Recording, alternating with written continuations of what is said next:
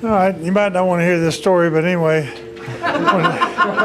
when I was a kid, my dad was coaching at Texas A&M, and so I got to go on the plane with the players to the Heisman Trophy winner, John David Crow. But anyway, we went to Jacksonville, and first time I'd ever been out of Texas. I was in elementary school, and we got to go to Jacksonville and see the Gator, played in the Gator Bowl, and it was really exciting to me, and see the Atlantic Ocean, just everything about Jacksonville. It was pretty neat. Anyway, the next year my dad said, "Hey, we're going to Jacksonville," and I said, "All right, that's great, Jacksonville, Texas." And so we moved to Jacksonville, Texas, where they have the Tomato Bowl, and so I didn't quite get out there, but so you're looking forward to this trip? I am looking forward to going back. I've been there before since then. I've been there since then. But Wait, how old were you, do you think? I was in the 5th grade. Yeah. So. Was that your first plane trip and all that? Oh yeah, and I got to be, I got my picture taken with Coach Bryant, and it was a pretty neat deal for me. I still got that picture. So. And every time I saw Coach Bryant from that time on, even when I was coaching in pro football and going to Alabama, he'd say, he said, "I remember that time you went to the Gator Bowl with us, and the whole deal." And then all the coaches, every time I came in there, they said, "Oh gosh, we got to hear Coach Bryant tell us about the story about when you were in the 5th grade, went to the Gator Bowl with him." So. Anyway, that's my story on Jacksonville. This football team there, the quarterback. Thrown 20 touchdown passes. I mean, they've got really good receivers. I think they've got a good receiving core. They're a run-minded team, though. I mean, they're not just all passing. They want to run the football, establish the run. So I'm impressed with a lot of things they do. Their offensive line's a good offensive line. So it'll be a big challenge for us.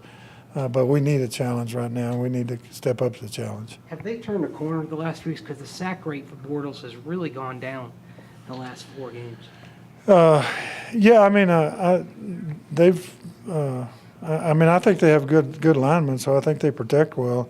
I think they've thrown the ball quicker a lot more. Now he didn't throw but 26 passes last game. He's been throwing over 40 passes a game, so. That's some of it. I mean, if you throw that many passes, you're going to get some pressure. What is the key for you guys? This defense has been so great for a better part of 2 years, but the ability to close out the last 2 games has escaped for whatever reason. What is the key to finishing? I think the 2-point play. I mean, last year we had 2 games where they scored at the end of the game, but we stopped them in the 2-point play in Chicago and New England. So I mean, we just didn't stop them on the 2-point play. There was only 12 seconds left when they scored. I mean, we ran off the 3 minutes and stuff, and we also got them into 4th and 10, which you need to stop them on 4th and 10. So the advantage that teams have, obviously, is they have 4 downs to do it, and you can say what you want. The worst passers in the league average over 5 yards an attempt. The worst passers in the NFL, 5 yards an attempt, and they get to throw it 4 downs. So it's not easy to stop people anytime when they throw it every down in 2-minute periods. But we've done better in the past, and I think we'll do better in the future.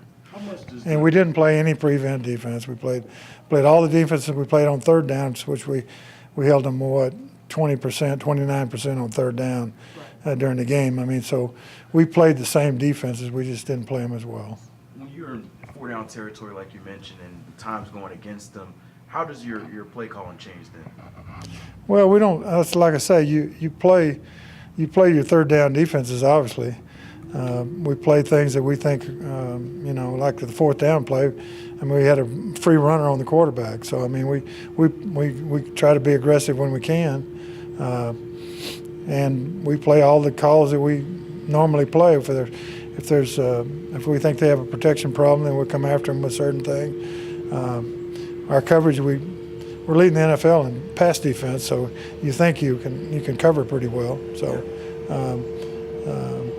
we go with 4-man rush, 5-man rush, blitz. We do everything we have in all our game plans for 3rd down.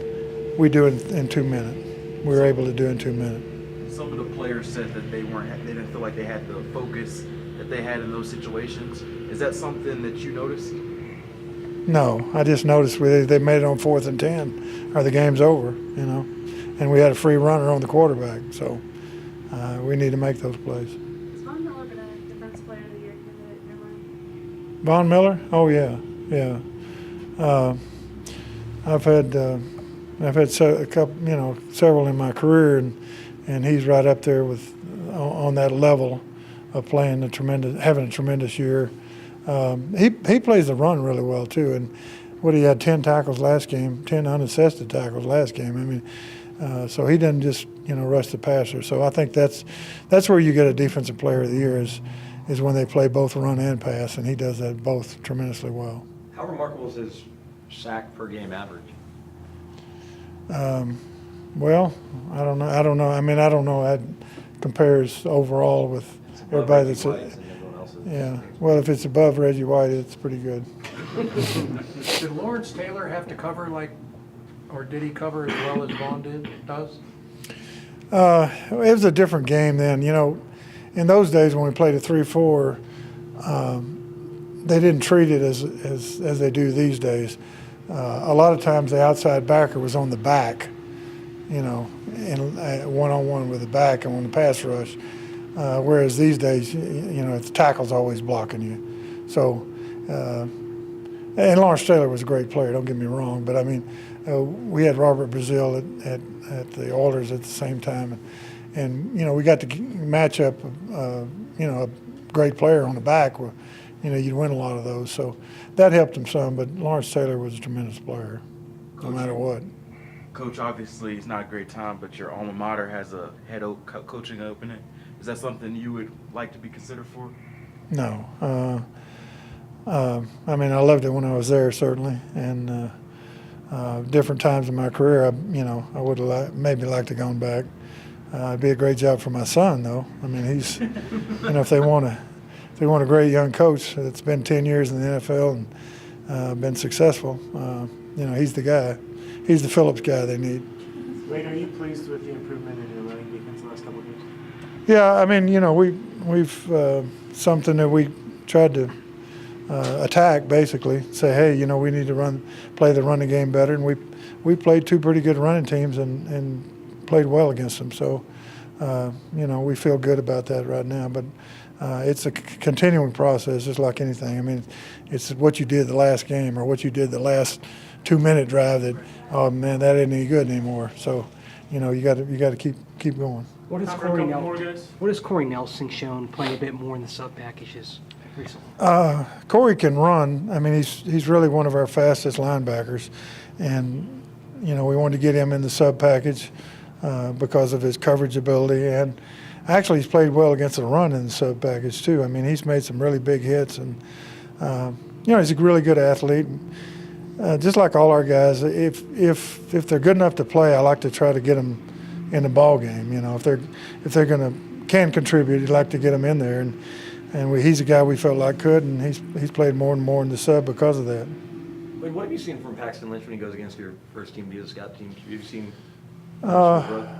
Yeah, I mean, you know, he's, I mean, all the training camp, but we don't see him much now because he's, although he's on some scout team stuff, but he's got a great arm, very mobile. You know, all the things you see. I mean, all the things our offensive coach can tell you more about all the other things, but he's certainly got talent. You know, he's a talented guy. Gotsis didn't play much this last game. Is it something where, I don't know, because of the knee injury, you knew he would be slow developing this rookie year, and he just needs a full off season and ready to go next year? Well, I mean, we still only have 5 guys suited up for the game, so we need him to come in and play. Some games it's more than others, but we need him to develop certainly as our 5th guy and be strong in that area. So we're still working with him on those things. Okay, thanks, Coach. All right. All right.